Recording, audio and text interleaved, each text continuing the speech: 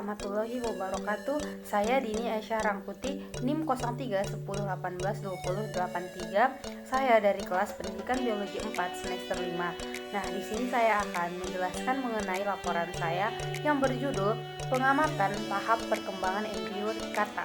Adapun tujuan dari pengamatan kali ini yang pertama yaitu tentu saja untuk mengamati tahap perkembangan embrio kata. Yang kedua, untuk mengetahui mulai dari tahap pembelahan awal, gastrulasi, neurulasi, morfogenesis, dan metamorfosis pada kata. Adapun tinjauan teori dari pengamatan ini yang pertama ada definisi dari embriogenesis, yang mana definisinya yaitu produksi dari embrio atau perkembangan dari individu yang baru yang terjadi secara seksual yaitu dari zigot.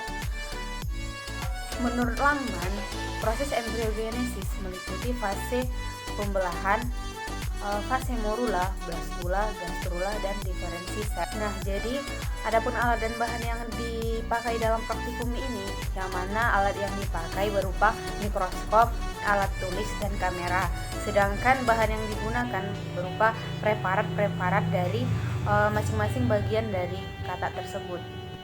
Selanjutnya, langkah kerja dari praktikum ini yang pertama, kita harus mengamati dan menggambar embrio kata pada persediaan sayatan meliputi embrio kata tahap pembelahan 1, 2, dan 3. Yang kedua, kita mengamati tahap morula, blastula, tahap pembentukan keping neural, tahap pembentukan lipatan neural, dan tahap pembentukan bumbung neural.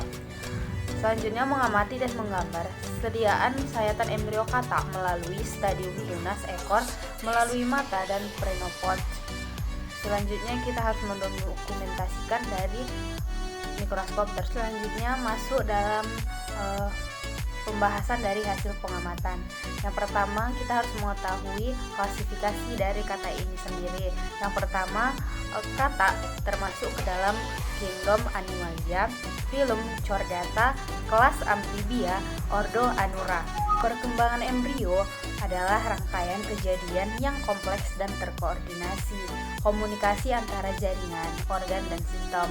Konsep umum perkembangan adalah diferensiasi, determinasi, dan induksi.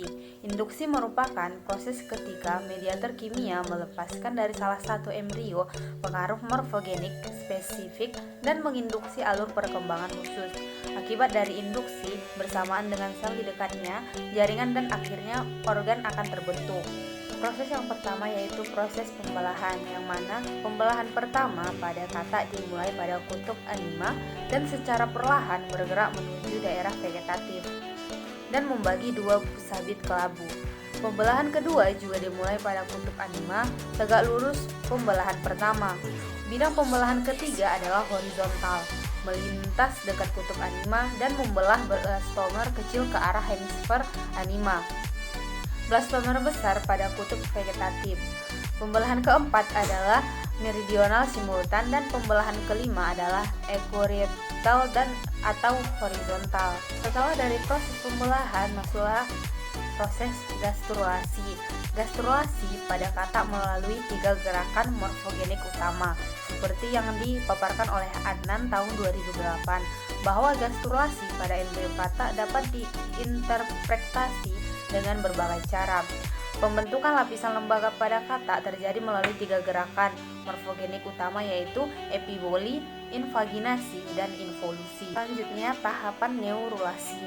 Neurulasi adalah proses penempatan jaringan yang akan tumbuh menjadi sistem saraf pusat. Neurulasi sering juga disebut sebagai awal pembentukan sistem saraf yang melibatkan perubahan sel-sel ektoderm bakal neural pusat. Neurulasi pada amfibia termasuk juga ke dalamnya kata diawali dengan terbentuknya notochord dari mesoderm, bagian dorsal yang berkondensi persis di atas gastrosal atau arkenteron. Pada tahap ini lempeng neural melipat dan menggulung. Lipatan pada tahap selanjutnya kemudian membentuk sebuah jaringan berlubang atau neural tube.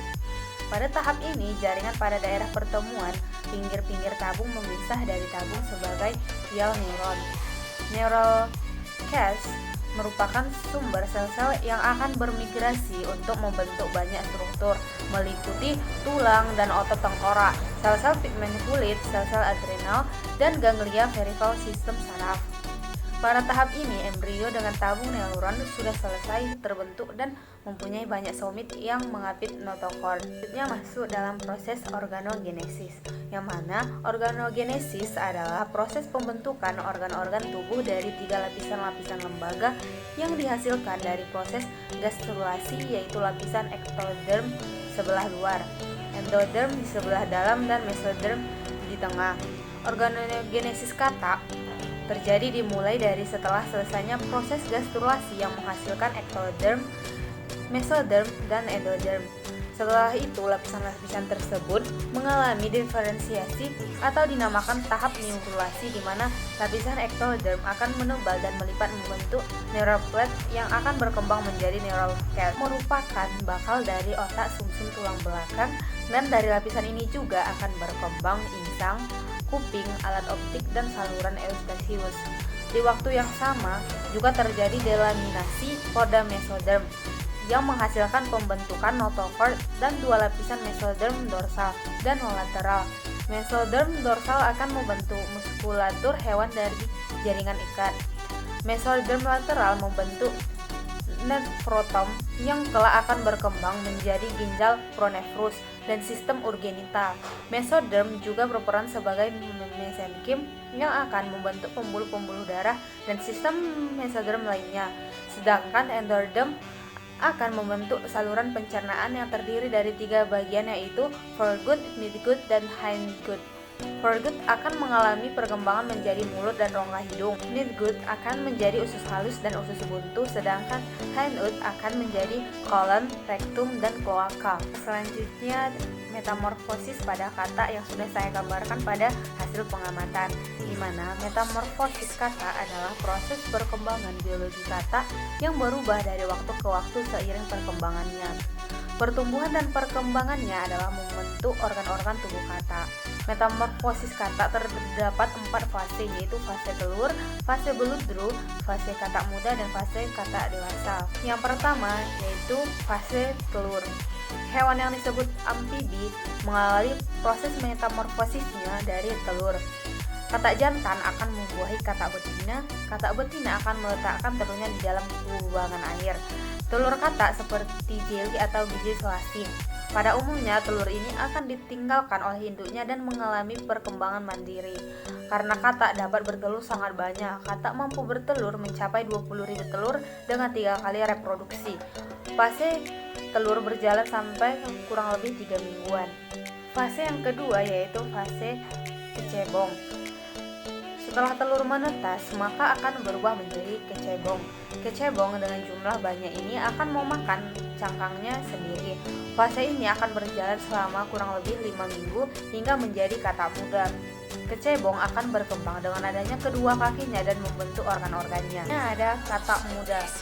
Setelah 5 minggu menjadi kecebong, maka katak akan berkembang menjadi katak muda. Katak muda akan berlangsung selama 3 minggu, selanjutnya menjadi katak dewasa.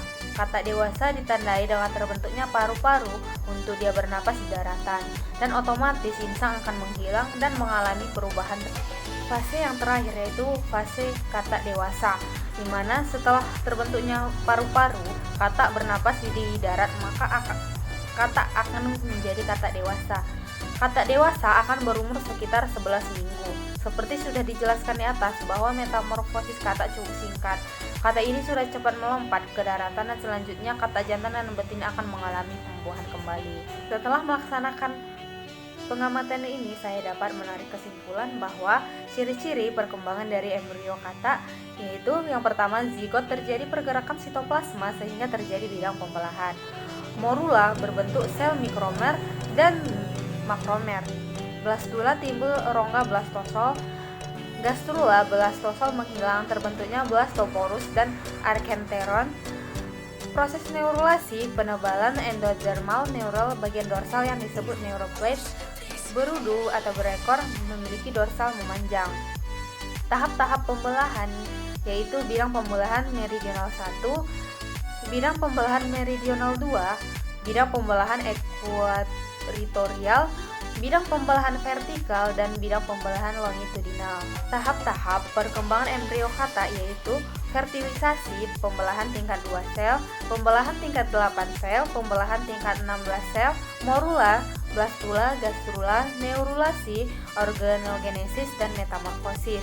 Yang mana metamorfosis kata terdapat 4 fase, yaitu fase telur, fase beludru, fase kata muda, dan fase kata dewasa. Nah, jadi sekian dari penjelasan mengenai praktikum pengamatan tahap perkembangan awal embrio. Sekian dari saya, apabila ada kesalahan saya memohon maaf. Assalamualaikum warahmatullahi wabarakatuh.